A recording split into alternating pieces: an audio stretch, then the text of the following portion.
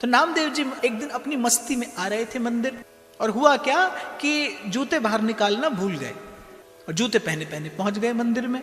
अब नामदेव जी तो बिल्कुल पंढरीनाथ के निकट जाकर दर्शन करते थे, उनको खबर नहीं कि मैंने जूते पहने। वो तो प्रभु के नाम माधुरी का आस्वादन करते करते प्रभु के निकट पहुंच गए। और भाई संसार देखने वाले को संसार दिखता है, भक्त की आंख से भगवान दिखते हैं, संसार की आंख से तो संसार दिखता है। अब मंदिर में जो पुजारी खड़े थे उन्होंने नामदेव जी को देखा, उन्होंने नामदेव जी के देह पर प्रकट अष्ट सात्विक भाव तो नहीं देखे, वो रोम पुलकित होता नहीं देखा, वो गदगद स्वर नहीं देखा, वो नेत्रों से झरते अश्रु नहीं देखे, पांव में पड़े जूते देख लिए। अब भाई भक्त की चाल निराली होती है, भक्ता की चाल निराली, और पुजारी ने बहुत मार लगाई नामदेव जी को कि बड़ा भक्त बनता है, मंदिर की मर्यादा भंग कर दी, जूता पहनकर मंदिर में आ गया।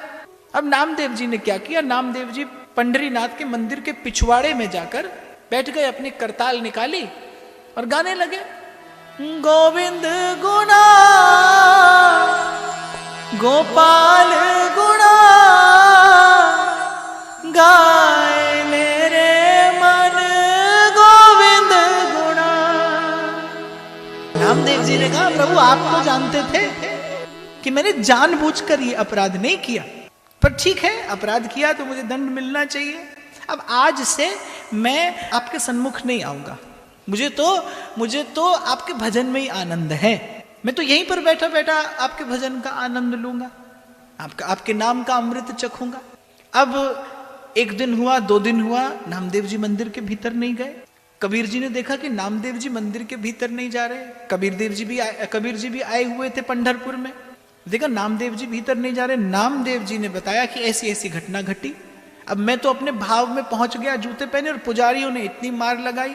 और कबीर जी ने कहा, और ये बोले ये खड़े खड़े देखते रहे, और बोले सिर्फ देखते ही नहीं रहे, खड़े खड़े मुस्कुराते भी रहे। तो कबीर जी ने कहा ऐसी बात है तो अब हम भी नहीं जाएंगे। और कबीर जी ने कहा फिर यहाँ क्यों बैठे हैं, चलिए यहाँ आपकी मेरी, हम जैसे दीनहीनों की सुनवाई करने वाला कौन है, कोई और दरबार जाकर ढूंढते हैं। अब ठाकुर जी को चिंता हुई, बोले 2-2 भक्त फूट रहे हैं, और साधारण भी नहीं, जो अनेक अनेक भक्तों को ले आने वाले हैं, बोले वो 2 भक्त फूट रहे हैं। तो प्रभु ने कहा कि भाई अपना मान टले टल जाए, पर भक्त का मान नहीं टलना चाहिए। तो उसी दिन उसी समय क्या घटना घटी, जहां श्री कबीर जी और श्री नामदेव जी महाराज बैठे थे, पंढरीनाथ ने कृपा की और वो पूरा का पूरा मंदिर नामदेव जी और कबीर जी की ओर मोड़ दिया। मंदिर के पीछे जाकर बैठे थे, मुख्य द्वार सन्मुख हो गया। आज भी पूरे विश्व में एक ऐसा मंदिर है पंढरपुर का, जिसका द्वार दक्षिण दिशा की ओर खुलता है।